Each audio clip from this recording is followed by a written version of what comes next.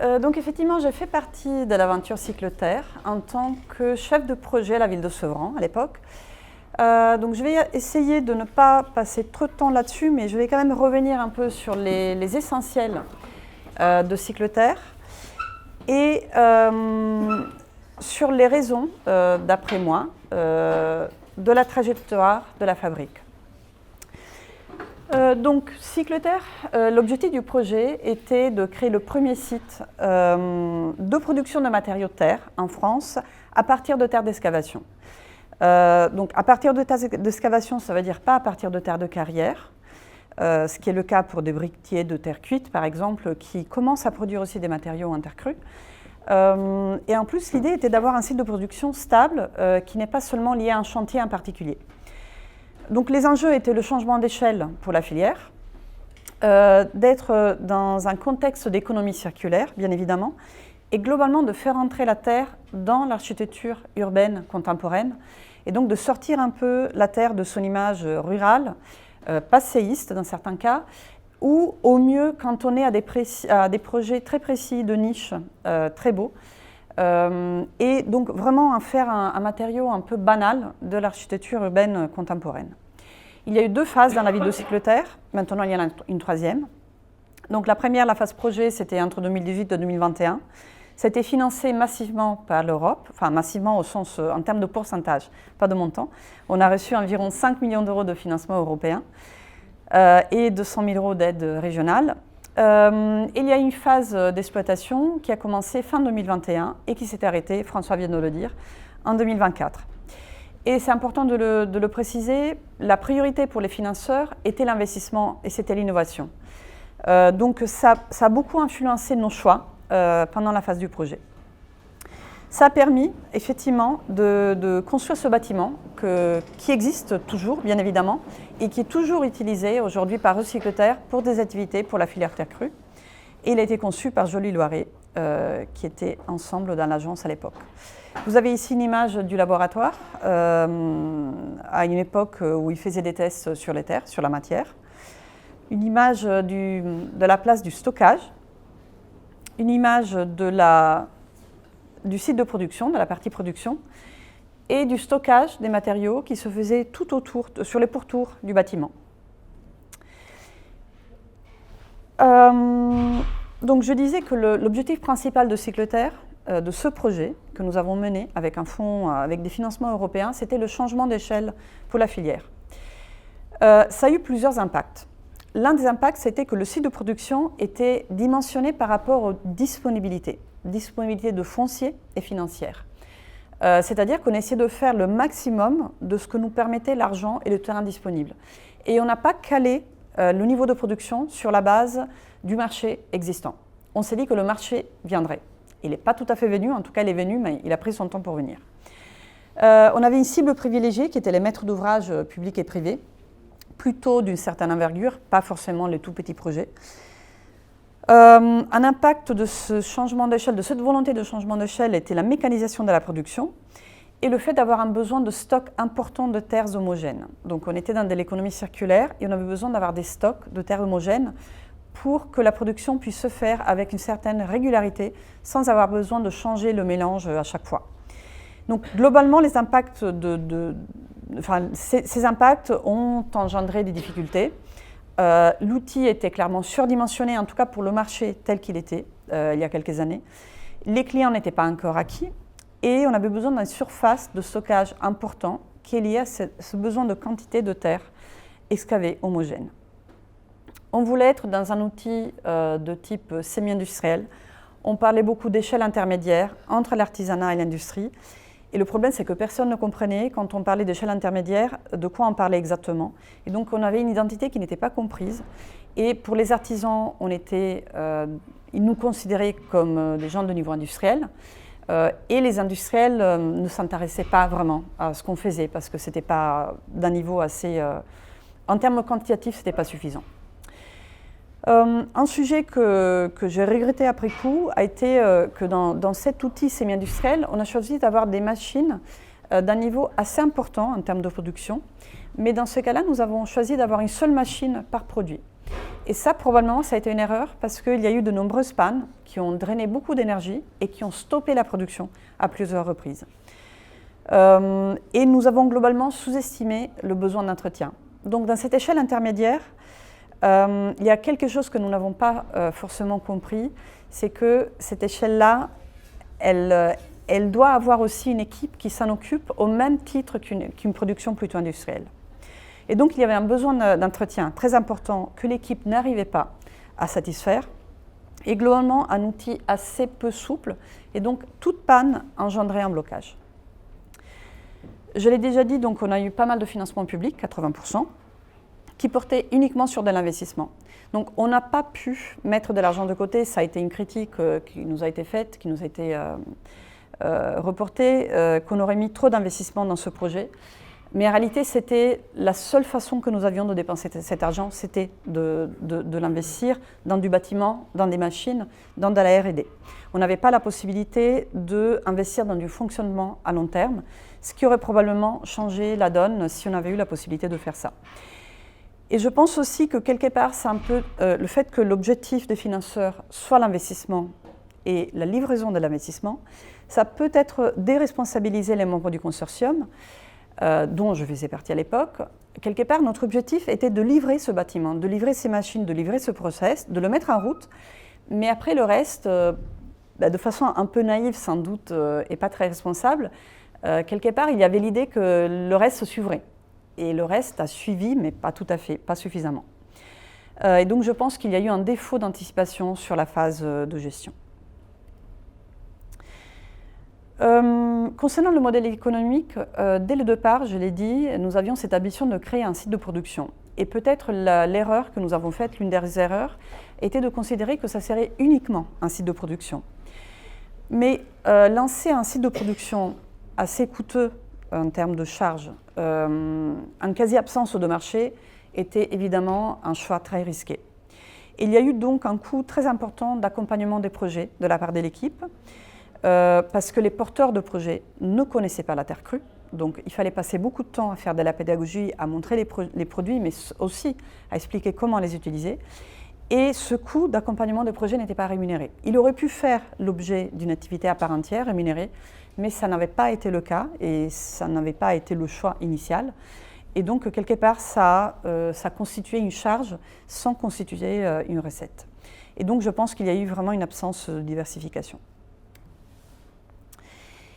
Et ça a été aggravé par la typologie, par un peu les caractéristiques du marché des matériaux de construction, qui est caractérisé par une grande inertie, par des délais longs, particulièrement longs, des incertitudes, et pour ce qui est de la terre crue, globalement un manque de connaissances qui est encore flagrant aujourd'hui, mais c'était encore davantage le cas il y a quelques années. Vous le savez très bien, il y a un temps très long entre le moment où le prescripteur, qui est souvent un architecte, parfois un maître d'ouvrage, mais c'est souvent à l'initiative d'un architecte, d'un bureau d'études, d'introduire un nouveau matériau dans un projet, entre ce moment-là et le moment où l'achat a réellement lieu. Ça prend 2-3 ans minimum. Et globalement, il y a eu un faible taux de transformation de définition en facture. Et donc, tout ce temps-là, il fallait le rémunérer quelque part. Et c'était très chronophage et coûteux. Et donc, je pense qu'une difficulté qu'on peut pointer, c'est le cycle long de la vente. La matière était donc, je l'ai dit, on était dans un contexte d'économie circulaire. Donc, la matière, c'était uniquement des terres d'excavation. Il fallait des volumes importants. Pourquoi? Parce qu'on voulait être dans cette production mécanisée avec des rythmes semi-industriels. Donc, on ne pouvait pas se permettre tous les mois de reformuler la terre, de prendre une nouvelle terre, de la caractériser, éventuellement d'y ajouter des granulats si besoin, ou en tout cas de la connaître à nouveau à chaque campagne d'excavation. Et donc nous avons essayé de mettre en place des campagnes d'excavation plutôt tous les 6 mois et pas plus souvent que ça. Mais donc ça signifie que la principale matière première n'est pas garantie, et ça, pour un producteur, ce n'est pas un moindre défaut. Il y a eu du temps passé à chercher et à tester des terres sur des futurs chantiers. Et globalement, on s'est rendu compte qu'il y avait un grand écart entre ce constat, il y a d'énormes volumes de terres évacuées, et la réalité, ces volumes-là, ils sont quand même difficiles à accéder, en fait, l'accès à ces volumes de terre, d'excavation, est difficile. Je pense que le système d'exutoire en lui-même est trop peu coûteux et les pratiques établies, finalement, roulent assez bien pour que les acteurs n'aient pas tant envie que ça de changer de modèle. Il était donc difficile, au vu de cette complexité, de traiter différents types de terres. Donc c'est un peu limiter les possibilités de la production, et notamment en termes de teintes. Et vous savez que les teintes sont quand même importantes en architecture. Et je pense aussi que sur le sujet de l'approvisionnement en matières premières, en réalité, pendant le temps de fonctionnement de Cycloterre, ça a bien marché, mais ça a bien marché grâce au volontarisme de l'un des acteurs, de l'un des associés de la fabrique, ECT. ECT a trouvé une solution opérationnelle, mais qui reposait beaucoup sur leur bonne volonté du moment.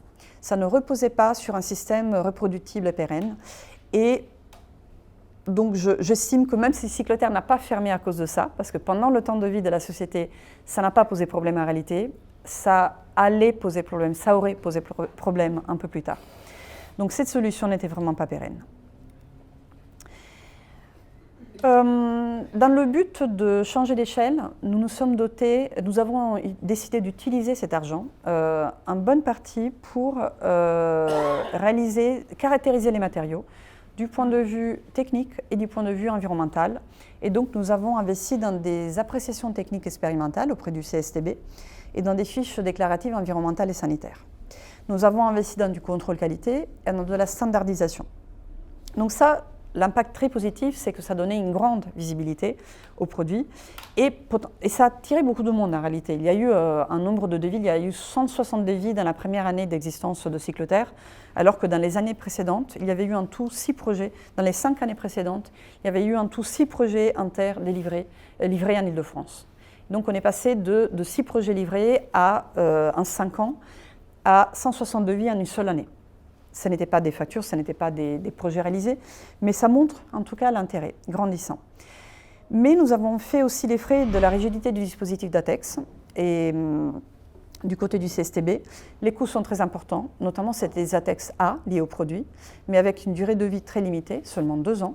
Et donc ça aussi, ça n'a pas réellement posé problème dans le temps de vie de Cycloterre parce qu'elle était trop court, mais très vite, ça aurait été un frein en fait, au développement ultérieur, même à la survie de la société. Et même le choix en fait, des lignes de production a été lié à la volonté d'avoir ces ATEX, c'est-à-dire que l'une des raisons principales pour lesquelles nous avons choisi comme produit phare les BTC, les blocs de terre comprimés, c'était parce qu'il y avait déjà beaucoup de recherches disponibles sur ces matériaux et que donc on pouvait espérer, dans le temps du projet, dans le temps d'utilisation de la subvention européenne, on pouvait espérer déposer, obtenir des ATEX. Effectivement, ça a été le cas, mais donc ça a fortement orienté le choix des blocs de terre comprimés. Les impacts, donc je l'ai déjà dit, on a pu obtenir ces ATEX, ce qui a vraiment été important pour Cycloterre. Et quelque part, il y a eu une insertion sur le marché relativement aisée. Ce sont des matériaux qui sont faciles à poser en réalité, notamment pour des maçons déjà expérimentés. Mais c'est aussi un produit qui a plusieurs limites, et peut-être que quelqu'un qui est présent dans la salle aujourd'hui pourra en parler éventuellement, notamment le poids, et notamment quand il s'agit de le poser en rénovation. C'est aussi un produit qu'on pose à deux mains, notamment le produit de Cycloterre qu'on pose à deux mains et pas une seule main, du fait de ses dimensions et de son poids. C'est un produit assez épais, et donc vous savez qu'en Île-de-France, l'épaisseur peut être un problème. Et c'est un produit qui est fragile au niveau des arêtes. Alors ce n'est pas forcément un problème, ce n'est pas du tout un problème une fois que le produit est posé, mais c'est un problème au niveau du transport. Et de ce fait, ça engendre des coûts supplémentaires pour le producteur. Globalement, c'est un projet qui a plutôt bien marché auprès des maîtres d'ouvrage publics qui, on va dire, pouvaient se permettre d'avoir une moindre optimisation des coûts par rapport à la surface. Mais il n'a pas très bien marché auprès de maîtres d'ouvrage privés. Et donc, globalement, l'un des enseignements que je tire de ça, c'est que notre choix de produit a eu comme conséquence le fait d'avoir peu de projets privés et notamment des maîtres d'ouvrage publics. Voilà. Désolée, j'ai un peu fait un rush, mais je ne voulais pas prendre trop de temps sur cette partie de présentation du projet initial. Et donc, je propose à Stéphane de continuer pour analyser le modèle économique. Moi, mon itinéraire avec la construction écologique, on peut dire, a commencé ici. Est-ce qu'il y a quelqu'un qui sait ce que c'est? Non. Ça s'appelle Arcosanti, c'est dans l'Arizona. Moi, à 15-16 ans, j'étais très impliqué dans les questions écologiques et d'écologie politique. Déjà, je n'étais pas un enfant normal, clairement. Et à 16 ans, j'ai décidé de passer l'été. Ici, c'est un chantier expérimental pour construire une ville qui serait une sorte de synthèse de l'architecture et de l'écologie pour faire une ville nouvelle, beaucoup plus compacte, toute bioclimatique, etc., sous l'égide d'un architecte qui est décédé aujourd'hui, qui s'appelait Paolo Soleri. Et donc, j'ai passé mon été là-bas. Et c'est là que j'ai en fait fait le lien avec de mes préoccupations écologiques avec l'architecture et que j'ai décidé de devenir architecte. Donc ça a mené, j'ai effectivement fait des études d'architecture et petit à petit, je me suis intéressé à beaucoup de questions intéressantes, territoriales, l'architecture vernaculaire à l'époque. C'était pour ceux qui se souviennent, les parcs de Mimar et tout ça, donc j'étais là-dedans. Et puis petit à petit, je suis un peu rentré dans le mainstream de la construction, quoi, comme on fait en travaillant en agence, etc. Et jusqu'au moment où, en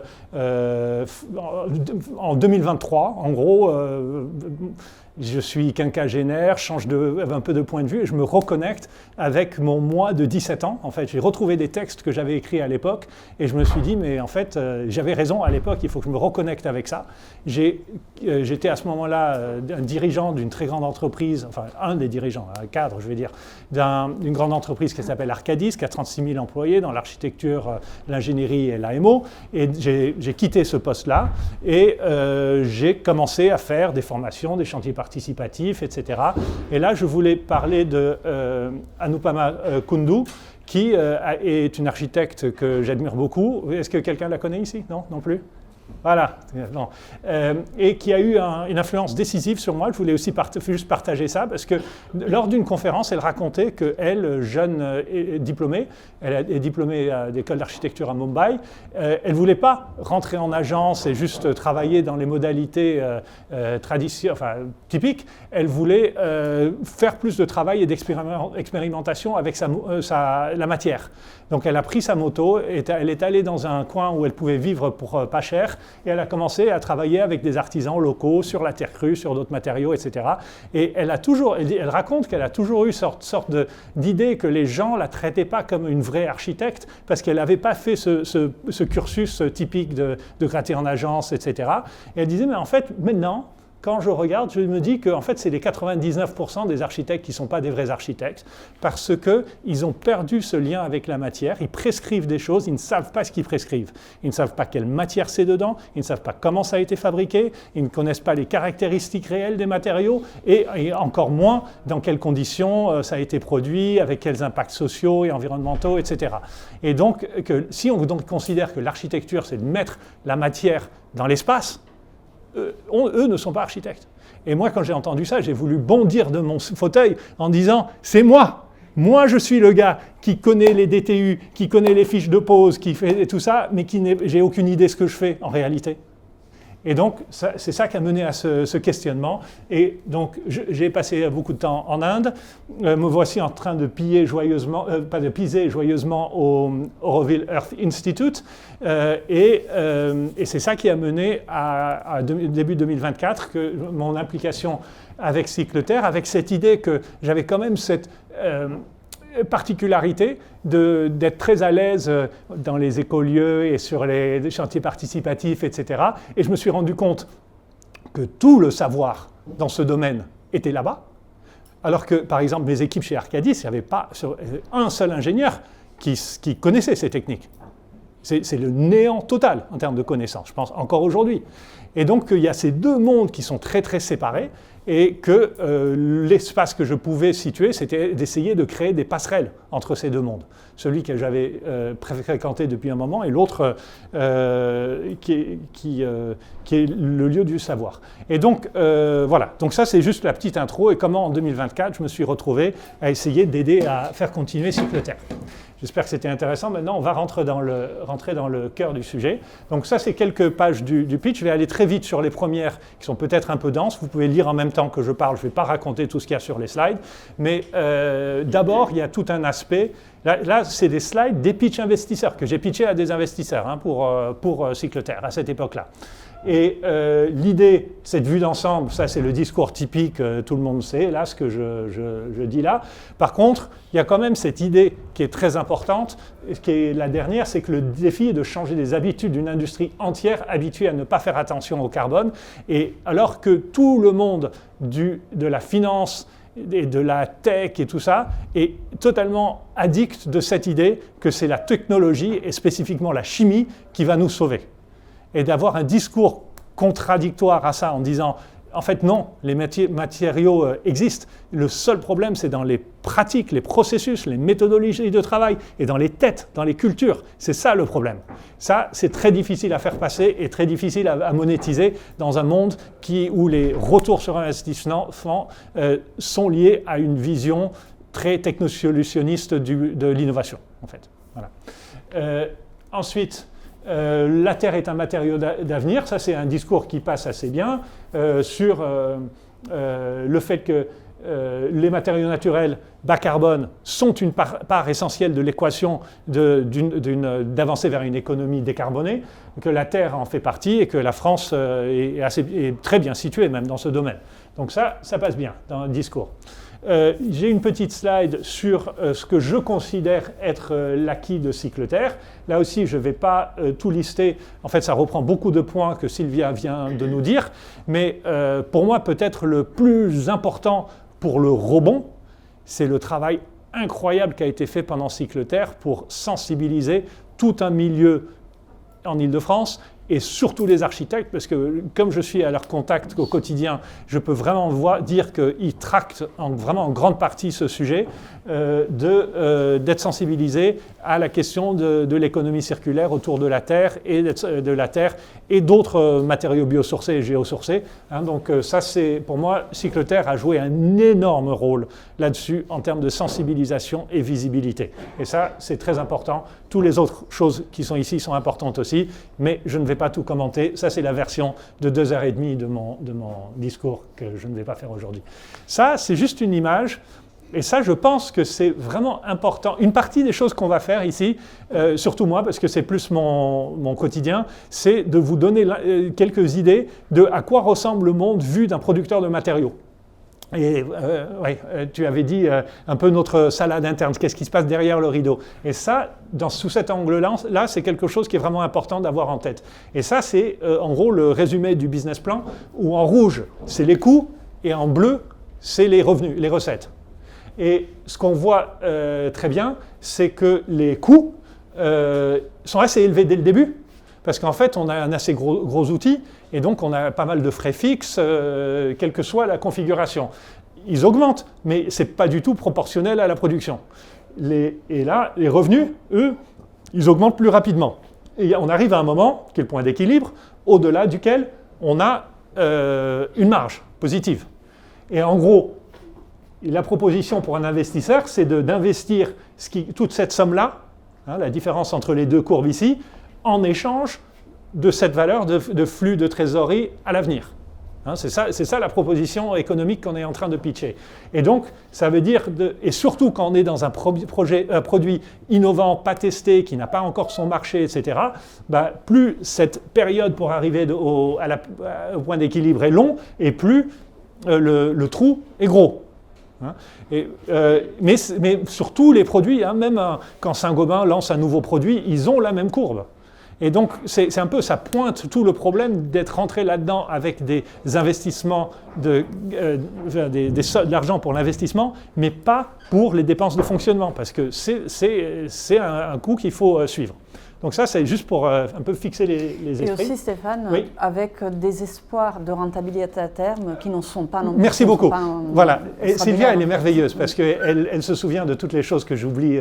Je l'avais dit que j'allais le dire, mais effectivement, pour un retour à la fin, qui n'est pas exceptionnel. Les matériaux de construction n'ont pas des marges, c'est pas comme le iPhone là, qui a une marge de 45%. Hein, même Saint-Gobain, Lafarge, Heidelberg Cement, et tout ça, ils ont une marge, leur rapport annuel de genre 4,5-5%. C'est pas royal. Voilà, et donc là je termine cette section avec ce que j'appelle les questionnements investisseurs. C'est un peu un euphémisme, c'est les choses qui embêtaient les investisseurs, on peut dire. Mais en gros, les matériaux de construction, et je vais m'attarder un tout petit peu là-dessus parce que c'est des points importants et je pense que c'est utile, enfin je vais faire l'hypothèse que c'est utile, vous me direz après dans le feedback. Les matériaux de construction ont un cycle de vente extrêmement long. C'est-à-dire, le départ du cycle de vente, c'est quand l'architecte a décidé que ce serait dans le projet, qui parfois même se passe en phase concours, et la réalisation de l'acte de vente, c'est au moment où l'entrepreneur passe sa commande au fournisseur de matériaux. Tout le monde dans la salle sait à peu près quelle durée de ce temps ça peut avoir. Dans les meilleurs des cas, c'est 2 ans et demi, 3 ans. Dans le pire des cas, 4, 5, 6, 10 ans. Hein ? Les ventes sont remplies d'aléas, problèmes d'autorisation, de financement, etc. C'est-à-dire qu'on peut faire tout le taf pour que l'architecte veuille le prescrire et le projet n'a pas son permis, ou il n'a pas son financement, ou le bailleur décide de pas. Enfin, il y a plein de trucs qui n'ont rien à voir ni avec l'architecte ni avec le matériau qui peuvent se produire, qui peut empêcher la chose de se matérialiser. Des conditions de trésorerie très négatives et donc un gros coût en termes de besoin de fonds de roulement. Ce que je vais dire là, je décrypte, que en fait, même quand l'entreprise a passé commande, avant qu'elle paye, il se passe longtemps. Éventuellement, si on n'a pas fait les stocks à l'avance, il faut les produire. Et après, une fois qu'on produit, on est payé à fin de mois plus 30 jours, voire 45 jours, avec des échelonnements et même des retenues jusqu'à la fin de la livraison de l'opération. Ça veut dire que c'est... Alors que, vous savez, quand vous achetez n'importe quoi sur Amazon, vous avez payé avant qu'eux engagent le moindre centime pour vous l'envoyer, le truc. Donc eux, ils ont un besoin de fonds de roulement inverse, positif.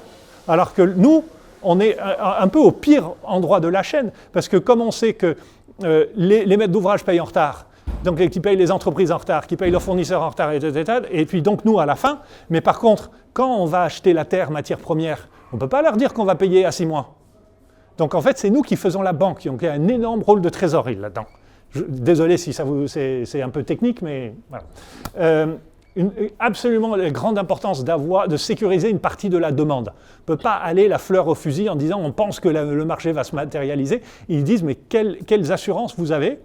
Et là, ça ne nous aidait pas beaucoup parce que il y avait Quartus était un des actionnaires, mais Quartus n'a pas énormément drivé l'utilisation des BTC sur ses propres projets, pour des raisons qu'on peut comprendre, que peut-être dans le question-réponse on en parlera, mais c'était un énorme drapeau rouge pour les investisseurs potentiels, ça. Ils ne comprenaient pas, en fait, comment c'était possible. Des questions sur l'adéquation produit-marché, je vais revenir là-dessus. C'est le célèbre Product Market Fit. Alors je me rends compte que je suis en train de parler de trucs d'économie et de business à un public qui, donc c'est pas, la plus grande force, qui a d'énormes autres qualités. Mais l'idée, c'est qu'est-ce que c'est le bon produit pour le marché. La meilleure manière d'y penser, c'est à l'envers. Si on retirait sur le marché le produit du marché, est-ce qu'il y a des gens qui seraient très tristes ou pas? Voilà. Et là, alors, Emmanuel a été très triste pour ça, il y en a eu, mais la question c'est là, c'est-à-dire est-ce que c'est le bon produit? Et je vais revenir là-dessus, donc je vais expliquer exactement ce que je voulais dire.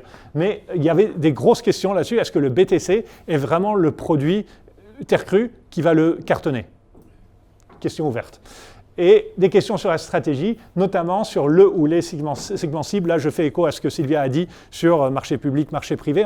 Tout ça clairement, n'avait pas été vraiment finement réfléchi de manière très, très robuste à l'avance. Comme Sylvia l'a dit, la focalisation, c'était sur le fait d'ouvrir l'équipement, pas sur le business model et le business plan.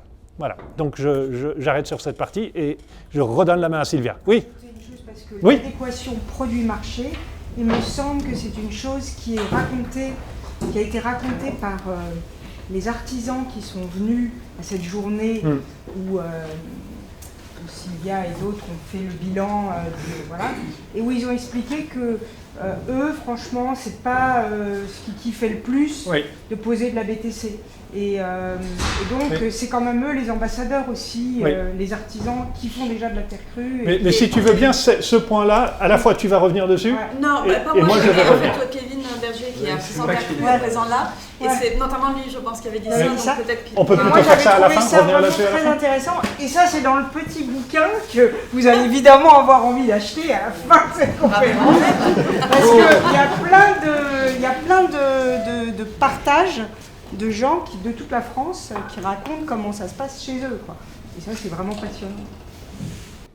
En avril 2024, Cycleterre a fermé ses portes. Je pense que Stéphane avait commencé à échanger avec Quartus un peu avant, parce que même si le dépôt de bilan n'était pas encore effectif, on savait que ça n'allait pas très fort. Donc Quartus, en tant que propriétaire des lieux, le site a été construit par Quartus, grâce à ces financements, et Quartus en est resté propriétaire. Donc Quartus avait un peu une responsabilité au nom du partenariat à assurer la survie de cet équipement et sa vocation, dans sa vocation initiale.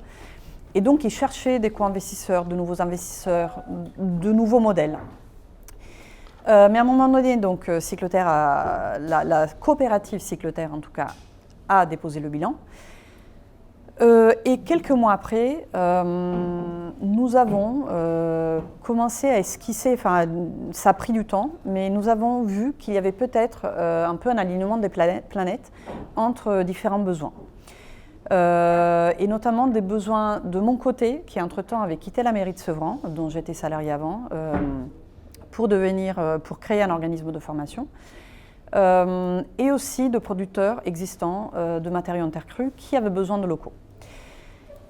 Et donc, un an après le dépôt de bilan de Cycleterre, en mai 2025, l'activité a repris au sein de ce bâtiment, sachant que donc l'essentiel de cet investissement était resté, c'est-à-dire le bâtiment lui-même, les machines, l'intégralité du parc machine, avec ses avantages et ses inconvénients, et aussi le travail qui avait été fait, la R&D qui avait été faite sur le bloc de terre comprimé, sur les enduits et sur les panneaux de terre fibre extrudés. Et nous avons décidé effectivement d'appeler ce nouveau projet Cycleterre.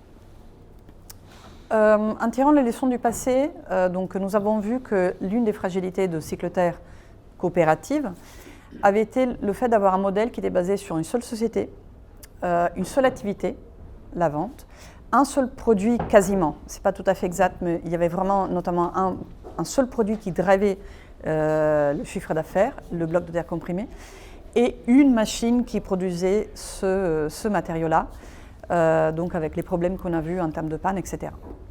Et donc on s'est dit que peut-être on pouvait tenter de faire quelque chose d'un peu différent, de se rassembler pour partager les espaces, mais aussi les charges qui sont dues à ces espaces, mais aussi varier les activités et les produits plutôt pour miser sur la complémentarité entre nos activités. On s'est rendu compte qu'un produit en lui-même ne fait pas une filière, donc il ne suffit pas de lancer des très beaux matériaux terre crue pour que tout d'un coup la filière terre crue se monte, et qu'il fallait agir aussi sur d'autres niveaux, dont la formation des professionnels, mais aussi plein d'autres acteurs, d'autres professionnels, pour qu'il y ait vraiment un peu un maillage qui se crée. Et donc il y a 3 structures qui aujourd'hui occupent les anciens locaux de Cycleterre et qui composent Recycleterre, donc 2 producteurs de matériaux qui sont Thériault et la Brique de Guyane, et un organisme de formation qui s'appelle Édifice. Et nous avons acté dans le bail la possibilité d'accueillir d'autres activités terre avec un curseur à placer suivant s'il s'agit d'activités commerciales ou pas commerciales. On a l'autorisation du propriétaire à accueillir un certain nombre d'activités à titre gratuit, à condition que ça aide la filière à se développer. Et nous sommes tous assez impliqués dans la filière à titre personnel. Donc Stéphane et moi, nous faisons tous les 2 partie du collectif francilien de la terre crue. Et donc de ce fait, nous sommes aussi, faisons partie aussi de la Confédération de la terre crue. Et moi-même, je suis membre de la commission formation de l'Aster. Donc ce sont un peu les deux organismes, les deux structures existantes en France sur la terre crue. Et donc je vais vous présenter rapidement ces trois composantes. En tout cas, je commence par présenter Edifice, qui est membre de la Fédération Éco-Construire, qui a été fondée par volonté de la Fédération Éco-Construire, et qui est donc un organisme de formation de professionnels en activité, mais aussi de demandeurs d'emploi. Donc on a vraiment ces deux cibles, ces deux bénéficiaires. Sur les matériaux et les techniques biosourcés, géosourcés et issus du réemploi.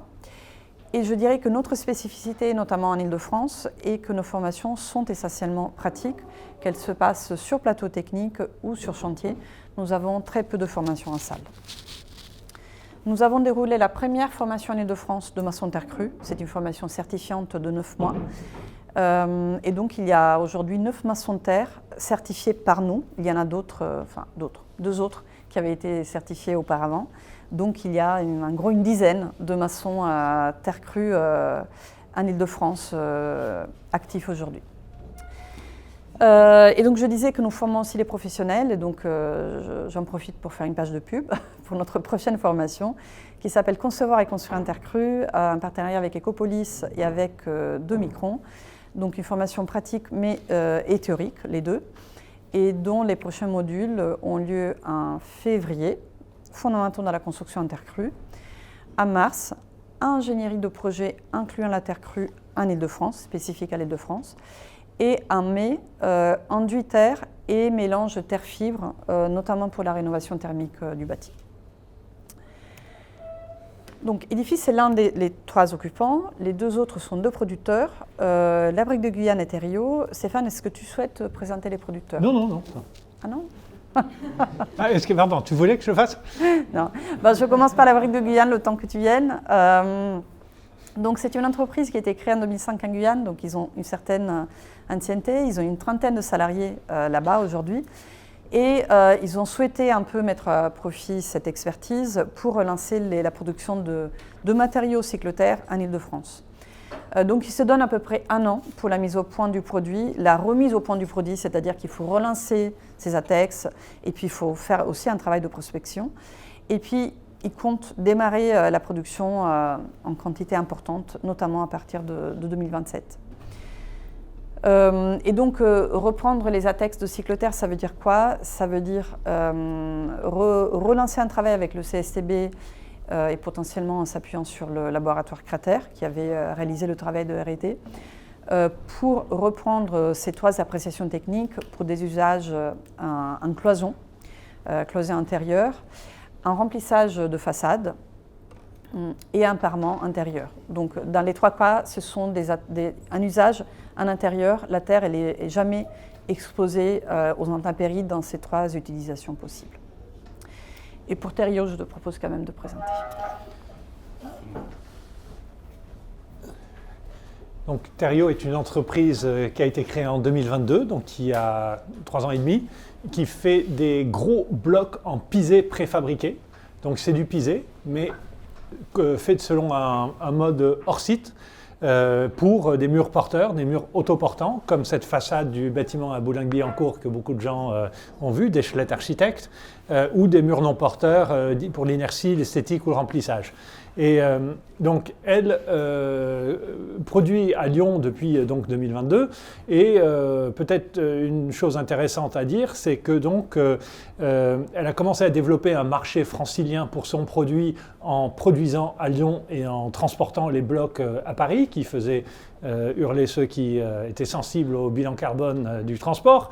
Mais ça a permis de développer un marché en région Île-de-France, et du coup, dès qu'il y avait une masse critique, de créer un site qui était le site de Sevran, donc où actuellement l'activité productive qu'il y a sur place, c'est ces productions de blocs en pisé de Thériault. Voilà. Et c'est à toi, tu peux... Et j'enchaîne après. Voilà. Voilà. Et donc, moi, je travaille avec Therio, je travaille dans le commercial là-bas, donc même si toute la suite, je vais dézoomer sur la question de la construction d'une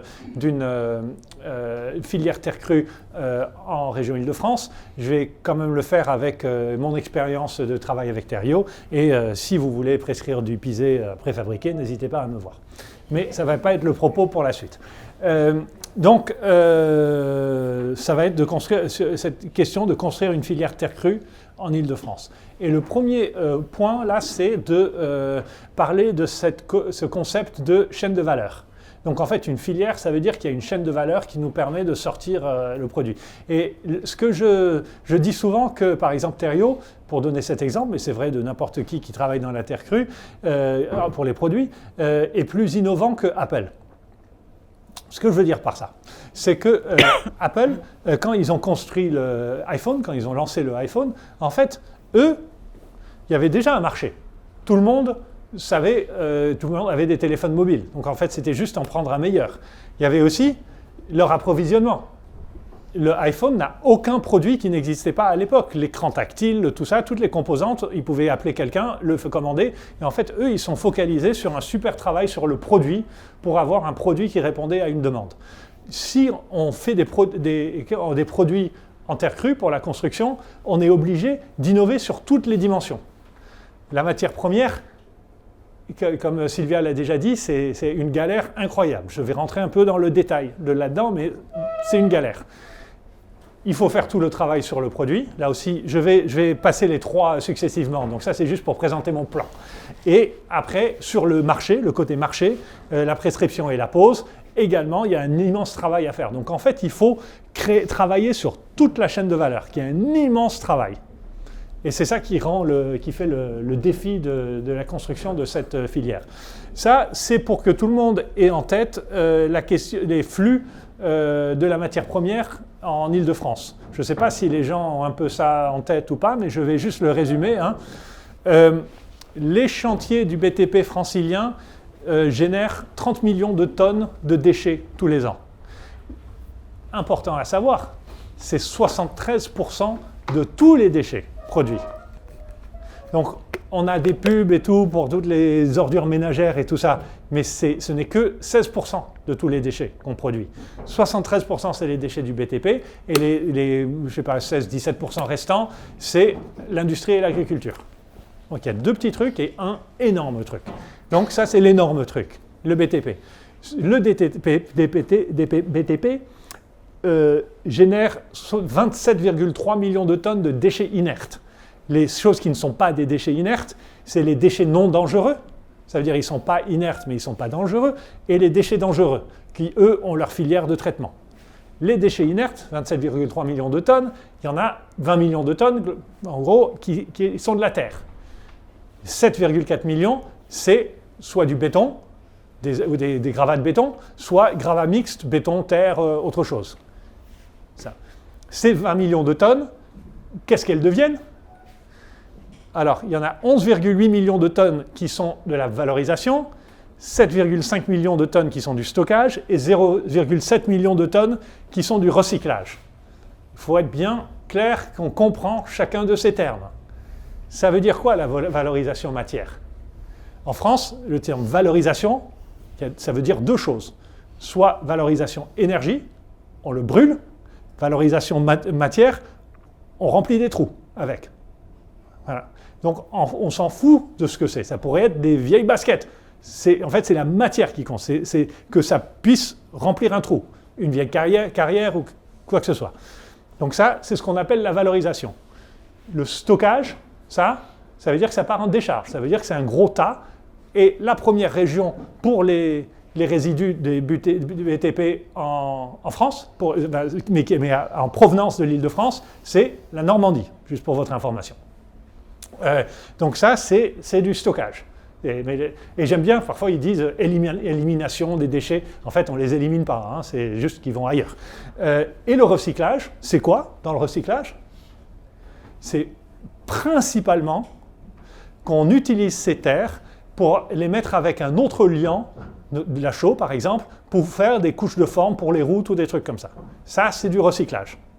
Après, très marginalement, il y a 2 autres activités de recyclage qui sont le lavage pour reconstituer des agrégats, parce que ça, c'est de la valeur.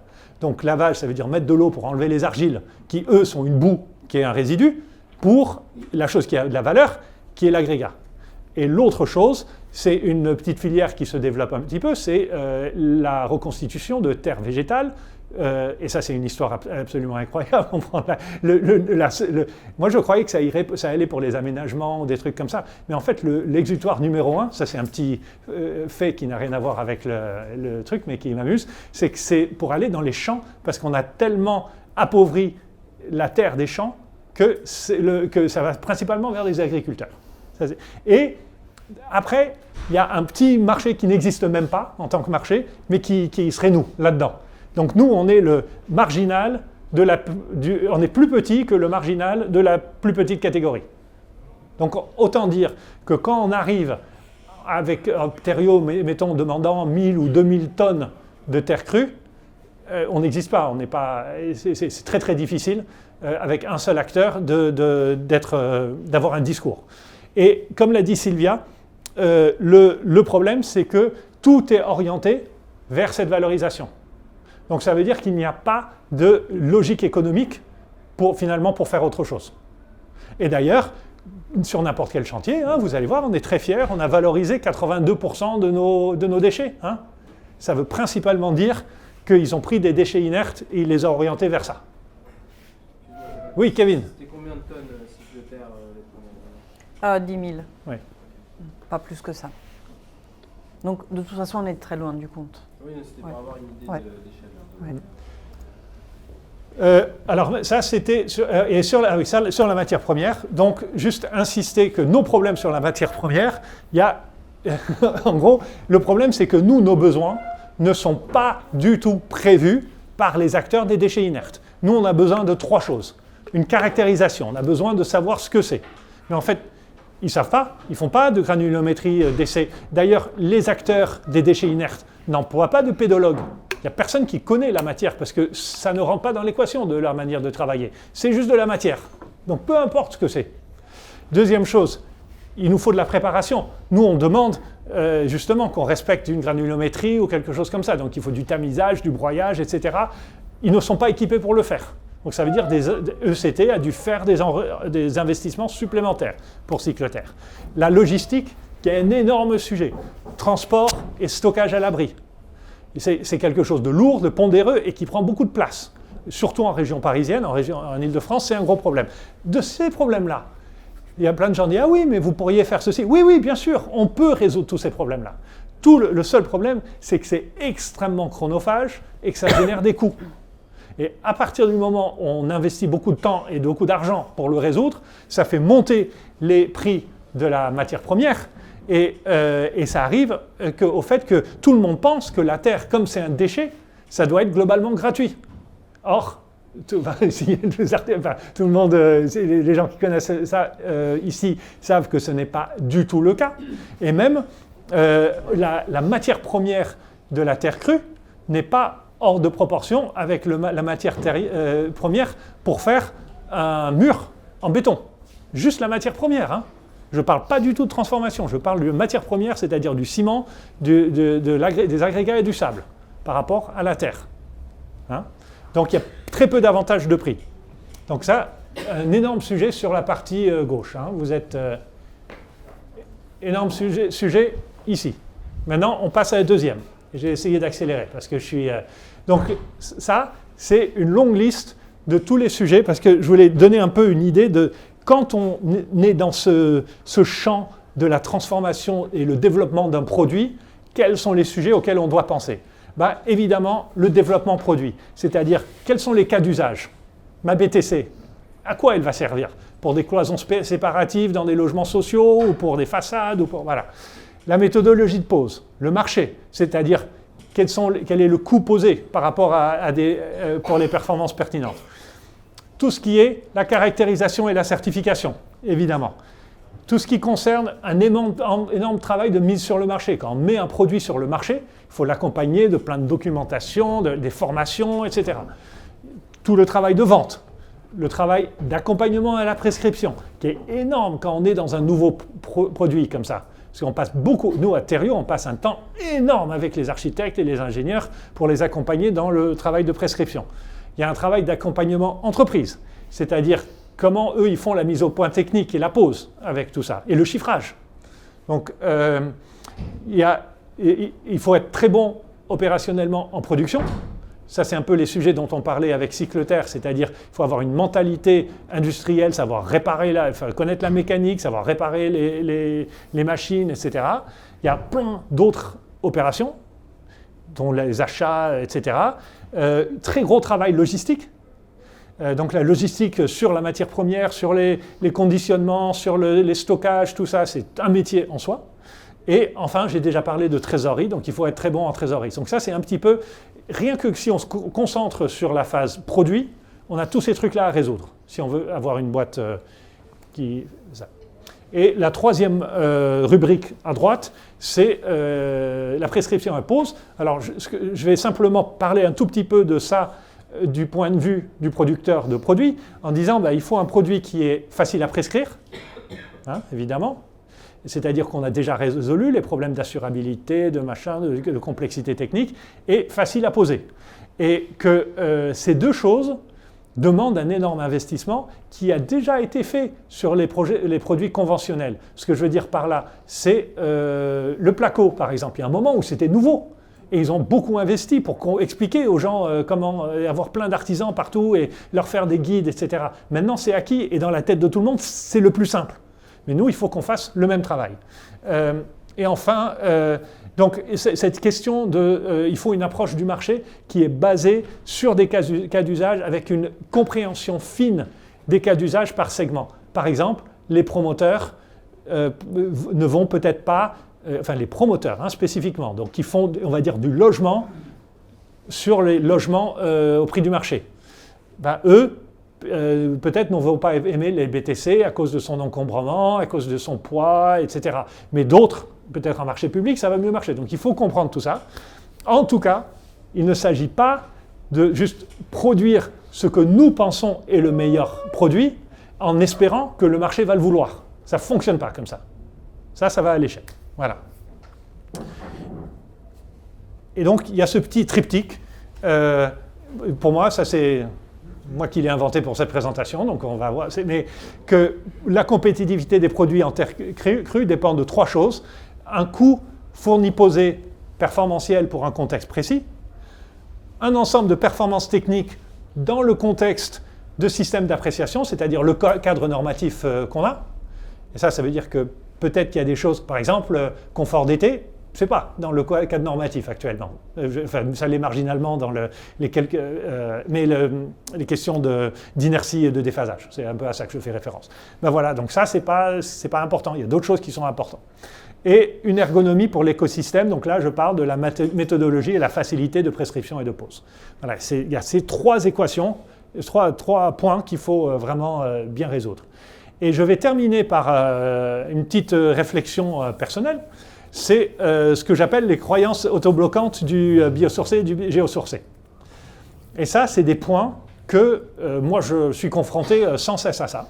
Et ce qui est intéressant là-dedans, donc il y a 6 affirmations provocantes qui n'engagent que moi, mais ce que je trouve intéressant là-dessus, c'est que je comprends d'où ils viennent, et souvent, je suis d'accord, ou au moins j'ai une certaine sympathie, mais tout ce que je dis là-dedans, c'est que d'y adhérer de manière un peu inflexible, ça, c'est un blocage pour le développement de la filière terre crue. C'est-à-dire, ça empêche, j'ai entendu l'expression au début, de devenir un matériau banal de l'architecture contemporaine. Voilà, c'est ça que ça bloque. Et je vais y aller très vite. Artisanat, c'est bien, industrie, c'est mal. Ça, c'est quelque chose que j'entends. Et moi, je n'ai pas de problème avec le fait que l'artisanat soit mieux que l'industrie, mais la question, c'est les graduations, comment on se présente. Il n'y a rien qui ne soit totalement sans industrie, mais juste ce que je veux dire là, c'est avoir une compréhension un peu plus fine de cette question. Les matériaux vertueux doivent être locaux dès le début. C'est l'exemple de Thériault dont j'ai parlé, où si Thériault n'avait pas pu livrer des chantiers parisiens depuis Lyon, il n'y aurait pas de recycle-terre, au moins du point de vue Thériault, ce serait sans eux. Et d'autres, ce que j'appelle d'autres manifestations de la spirale de la pureté. Hein, vous savez dès qu'on commence à essayer de faire quelque chose un petit peu mieux, on est tout de suite, il y a un niveau d'attente qui est totalement énorme. Donc sur un même chantier, on peut critiquer Thériault parce qu'ils font venir les blocs de Lyon, mais les menuiseries viennent de Turquie, et ça ne pose pas de problème à personne, hein, les menuiseries alu. Donc, autre chose vient du Portugal. Donc il y a cette question de, en fait, on part tout de suite dans cette spirale de la vertu. Oui, parce que j'essaye de faire attention à mon bilan carbone. Si je prends l'avion, voilà, tout le monde va me critiquer. Voilà, c'est le même truc. Le plus désirable, c'est de travailler avec la terre de la parcelle où on va construire. Je ne vais même pas le commenter, je vais voir s'il y a des gens qui veulent parler de ça en question-réponse. Je vais être prêt à répondre si vous voulez. Plus d'intensité sociale, c'est mieux. Ça, je vais le commenter simplement en disant que je suis d'accord que plus d'intensité sociale, c'est mieux. Mais en même temps, on est dans un des pays du monde qui défavorise le plus le recours au travail. Donc si on respecte la législation française et on paye ses charges et on a des gens en CDI, ça veut dire qu'il y a un vrai problème. Tout nous pousse à automatiser et à essayer de diminuer l'intensité sociale, justement. Donc il y a une vraie contradiction entre ce qu'on voudrait faire d'un point de vue moral et la réalité économique qui sont les choix sociaux collectifs de notre société. Donc il faut qu'on se positionne à un moment donné. Et le dernier, je vais conclure là-dessus, le coût et l'ergonomie écosystémique ne sont pas importants.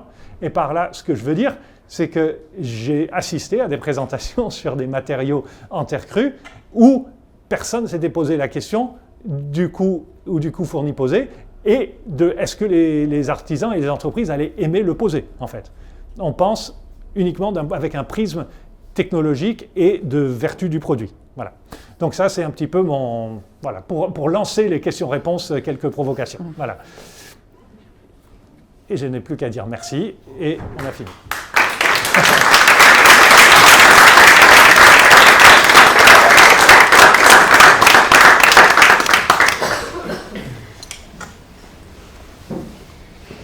Sylvia, tu viens là et on... Oui.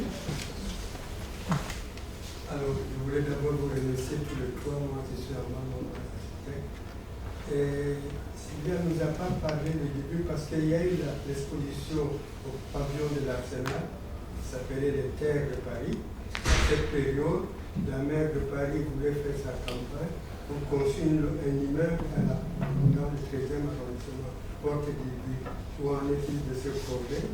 Et le deuxième point, c'est que je voulais aussi vous féliciter, parce que moi j'ai acheté quelques terres à 6 hectares, vous nous avez donné, on a construit une case pour lui dans le jardin Héroï, dans le 18e arrondissement. Maintenant, je vais faire ma publicité. En 2027, nous allons construire au Cameroun une école d'architecture en terre. On a besoin de sensibilité pour venir nous donner un coup de main, parce que la terre en Afrique, alors c'est très grave parce que personne ne veut du tout en parler parce que Simon Lafarge a le monopole, donc il y a détournement de l'argent public. Voilà, merci beaucoup. C'est vrai que l'origine intellectuelle de Cycleterre, effectivement, elle se trouve un peu dans cette expo Terre de Paris qui a été créée au pavillon de l'Arsenal entre 2016 et 2017. Par Joly Loiret, Crater, Yamako notamment. Et c'est vrai que c'est ça qui a suscité pas mal d'engouement pour la Terre et une curiosité en Ile-de-France. L'idée de... Souvent, en parlant de terre crue, on dit construire avec la terre qu'on a sous nos pieds. Et donc la question de cette expo, posée par cette expo, était mais qu'est-ce qui se passe si la terre est une terre urbaine? Est-ce qu'on peut construire avec la terre qu'on a sous nos pieds quand on habite en ville? Et donc la réponse de cette expo était oui. Et Cycleterre a été un peu une volonté de rendre opérationnelle cette affirmation. Et effectivement, je dis un peu rapidement que Quartus, le promoteur, était le porteur de l'investissement. Pourquoi cela? Parce qu'à cette époque-là, Quartus avait remporté un projet, un appel à projet dans le cadre de Réinventons Paris ou Réinventer la Seine, je ne sais plus lequel. L'un de ces AMI qui était très à la mode il y a, je crois, une dizaine d'années. Et effectivement, ils auraient dû construire tout un quartier intercru à la Manufacture des Eaux à Ivry-sur-Seine. À ma connaissance, le projet est soit arrêté, soit en stand-by. La dernière fois où j'avais posé la question, il y avait des sujets de foncier qui n'étaient pas réglés. Mais pour être honnête, aujourd'hui, je ne sais pas où ça en est. Je ne sais pas si le projet se fait avec d'autres matériaux que la terre, mais j'ai plutôt l'impression que le projet ne se fait pas du tout. Ou en tout cas qu'il est très en retard. Voilà. Mais nous avons relancé tous les élus à la mairie de Paris pour pouvoir qu'ils fassent quand même quelque chose.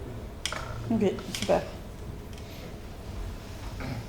Bonjour, Baptiste, architecte. J'ai une question un peu de bleu sur la question ATEX.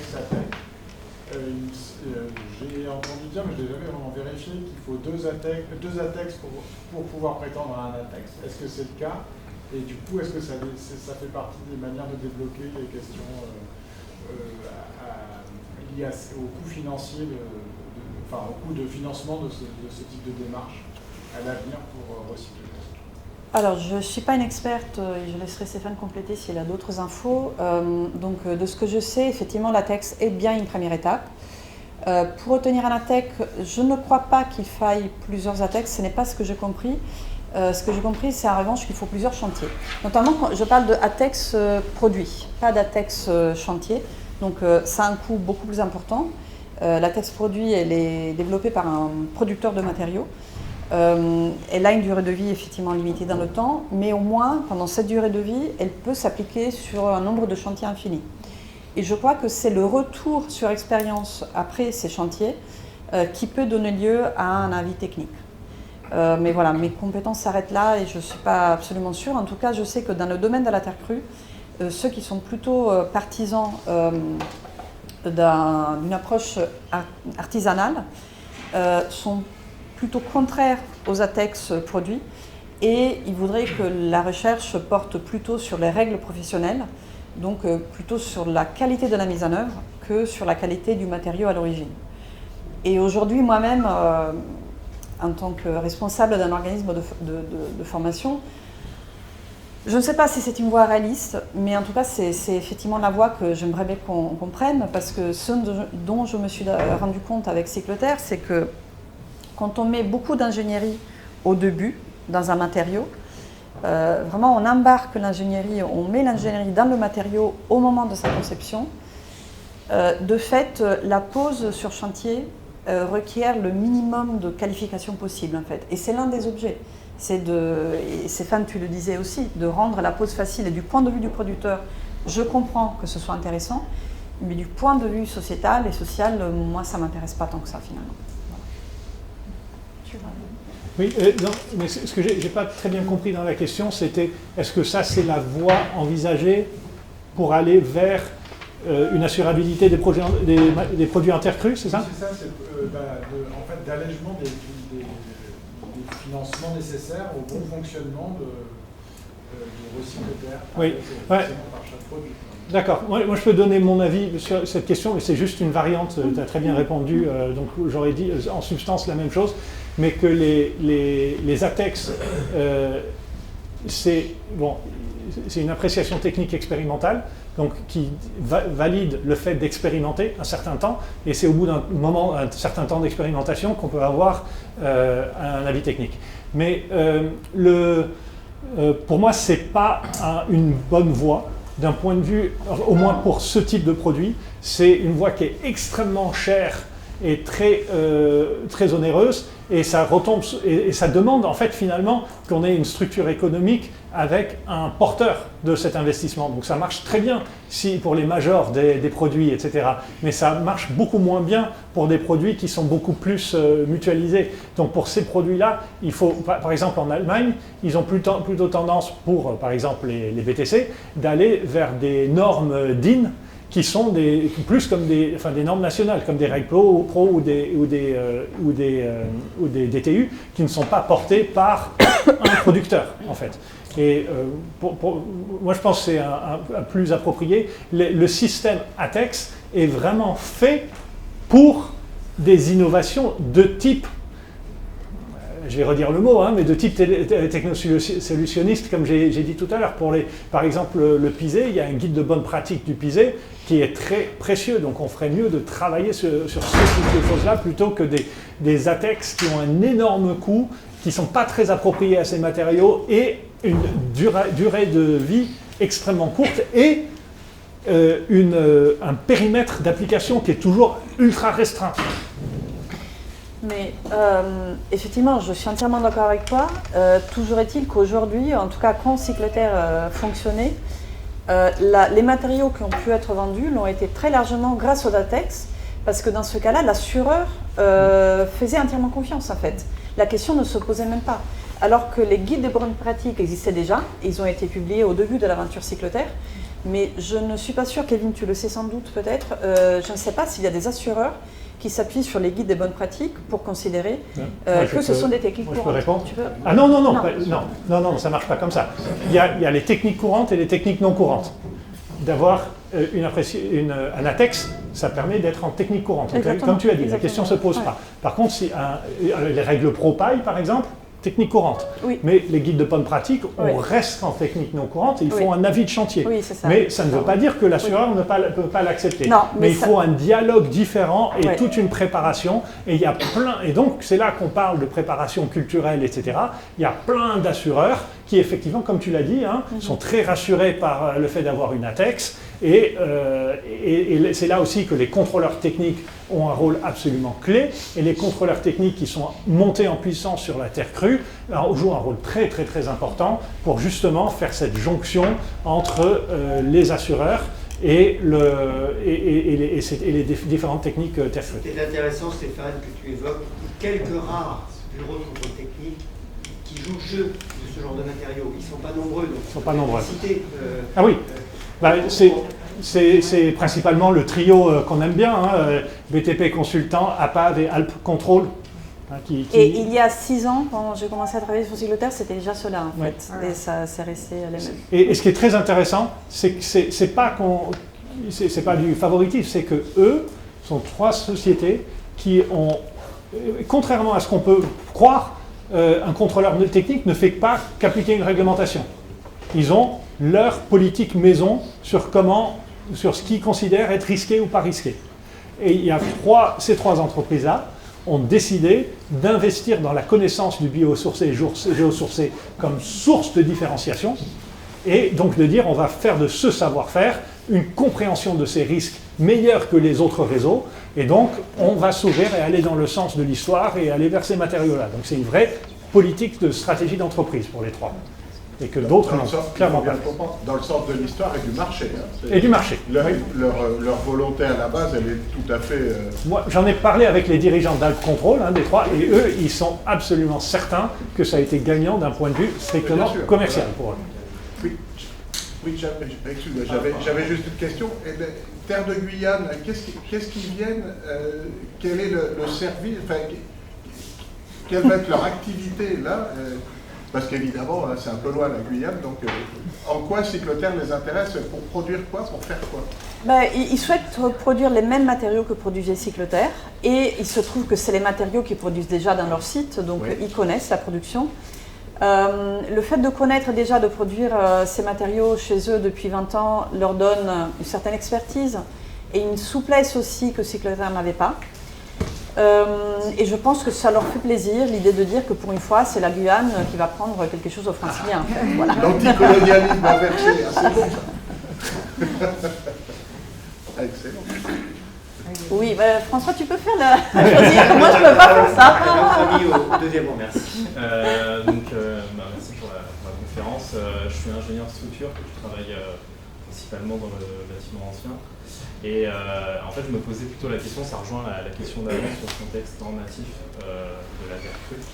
En fait, aujourd'hui, on est confronté à des bureaux de contrôle, mis à part le trio, sur lesquels on a des difficultés de valider les choses. Et en fait, je voulais savoir, en dehors des avis techniques en dehors des avis techniques ou des règles professionnelles, si normativement on va avoir une évolution en fait, sur le calcul, notamment la terre crue.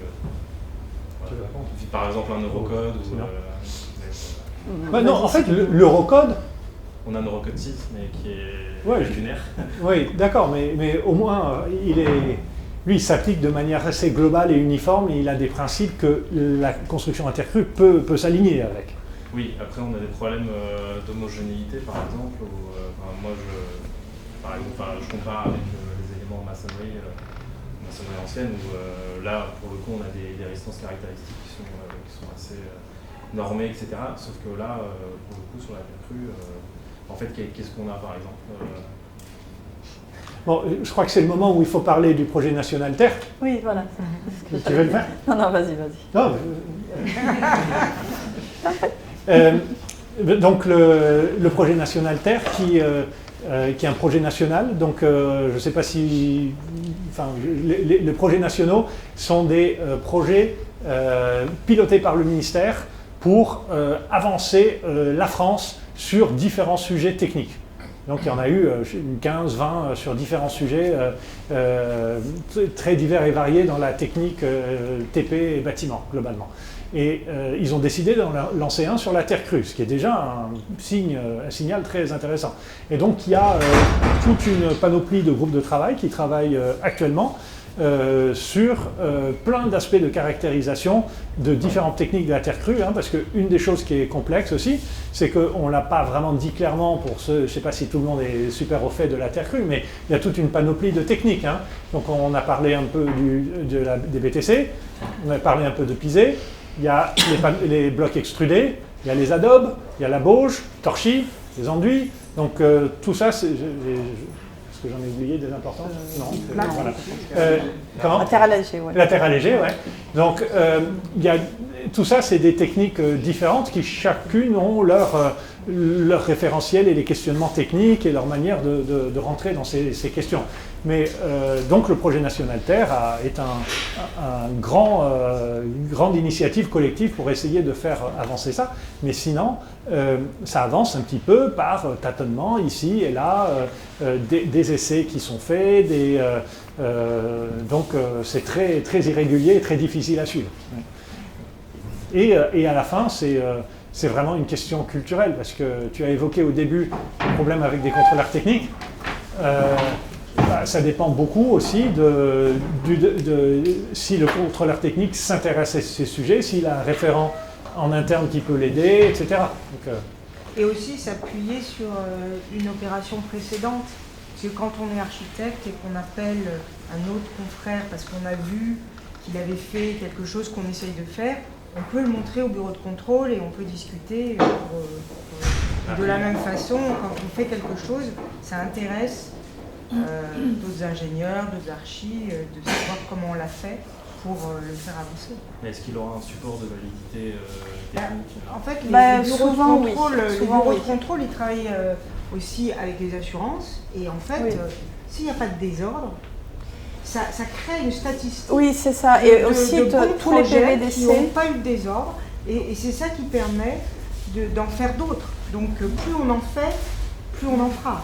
Alors, ça, c'est une chose qui aide beaucoup les techniques, on va dire, plus traditionnelles de la terre crue.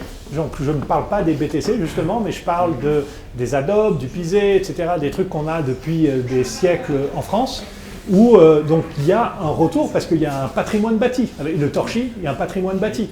Et en 2018, l'agence qualité construction a fait une grande étude de la sinistralité dans la terre crue. C'est quelque chose que vous trouverez en ligne si vous êtes habile. Et donc il parle des questions de sinistralité, et justement, comme le dit Emmanuel, globalement de dire qu'il y a très peu de sinistralité sur ces techniques-là, sauf une immense exception. Alors moi je parle surtout pour le pisé là, parce que c'est la partie que je connais le mieux de ce document, mais sauf le fait que tous les artisans ont oublié ces techniques entre-temps et ils réinterviennent sur ces bâtiments sans connaissance de la caractéristique des matériaux. Le cas emblématique, c'est de mettre un enduit ciment sur un mur en pisé, par exemple, mais ça existe partout. Comment ? En pierre, c'est pareil. En pierre, mais il y a des régions entières où tout est fait comme ça.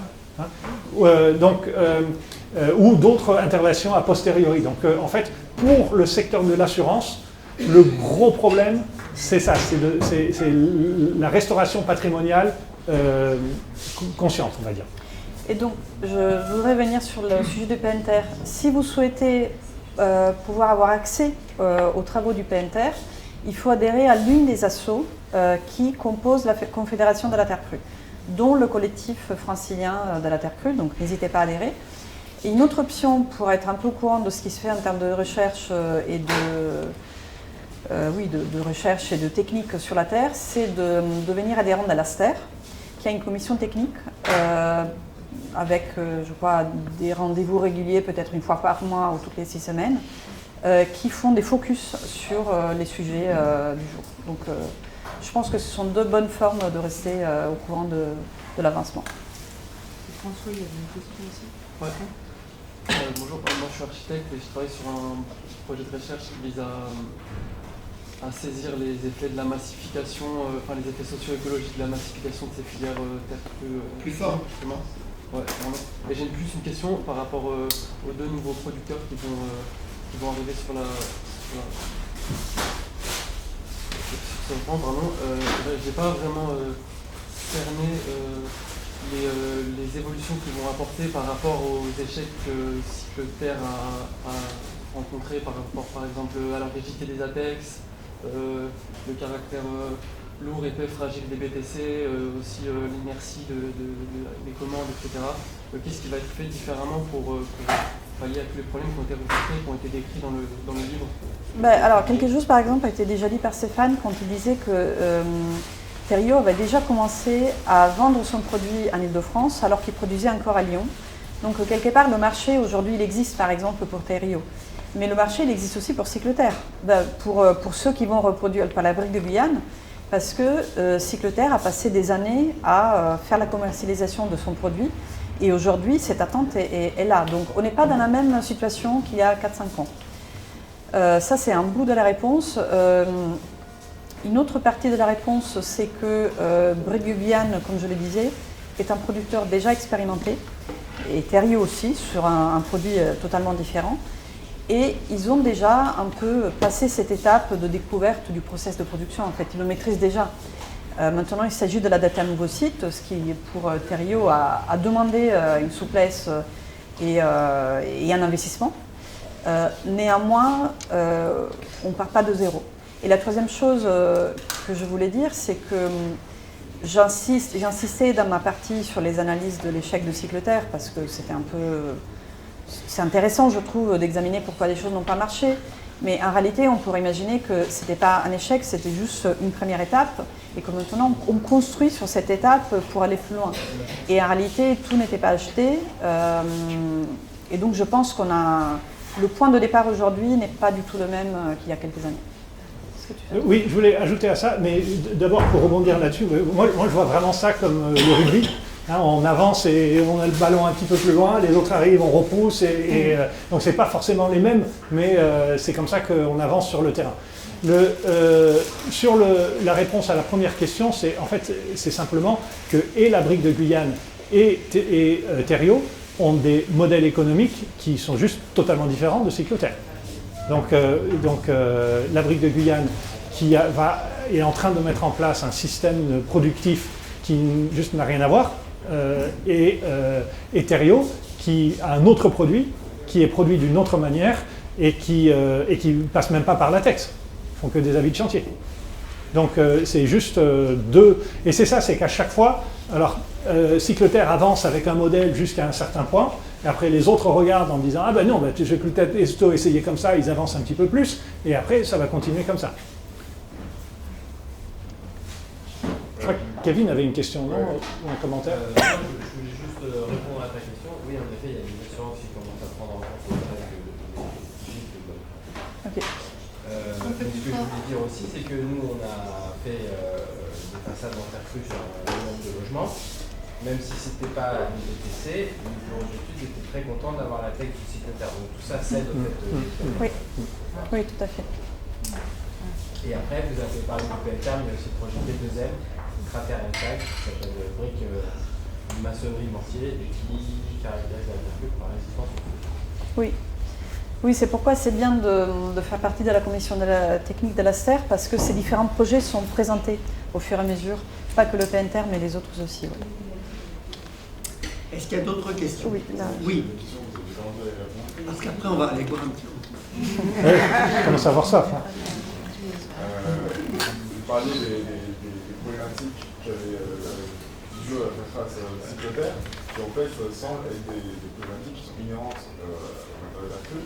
Donc la question que je me pose, c'est comment est-ce que Terio a réglé cette problématique, est-ce que Terio est rentable, et comment est-ce que Terio a fait justement pour dépasser ces problématiques de délai de chantier, de devoir avoir une terre qui est régulée, qui est associée.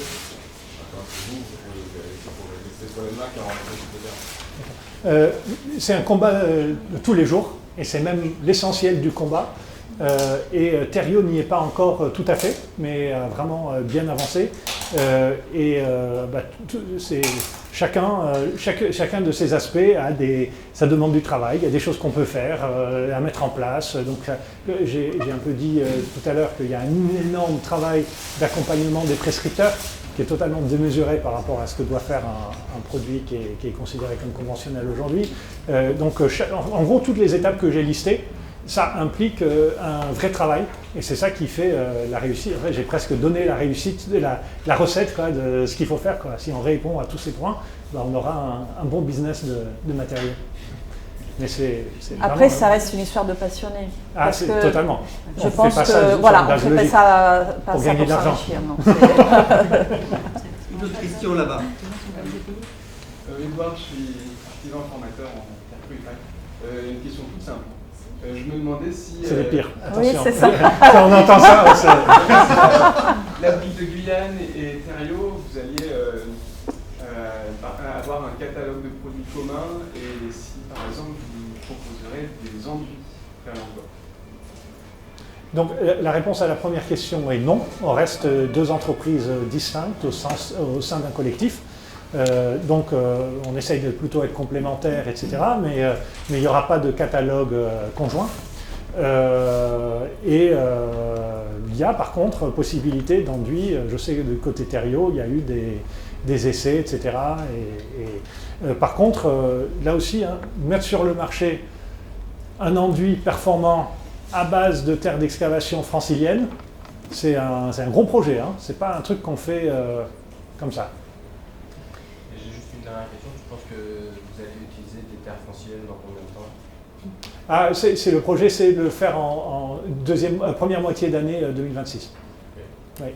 Il y en a qui sont testés en ce moment. On peut peut-être préciser, les terres franciliennes d'excavation dont tu parles, Stéphane, elles viennent d'où? Au départ de Cyclotère, il y avait beaucoup de questions de récupérer les terres d'excavation des projets Grand Paris, oui. etc.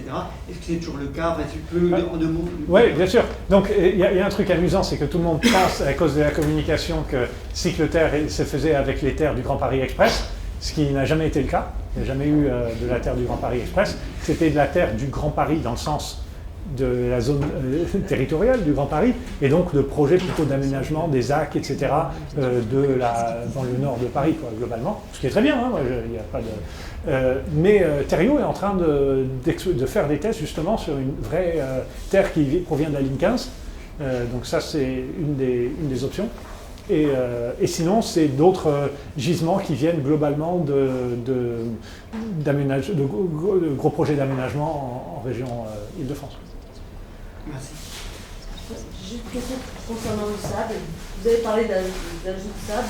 Ce qu'on reproche sous bloc d'agglo, c'est justement du sable, et qui est un matériau qui est de moins en moins abondant. Pourquoi ce besoin? Est-ce que c'est propre aux terres franciliennes? Oui, globalement, oui. Donc la terre est extrêmement diverse, y compris en Île-de-France.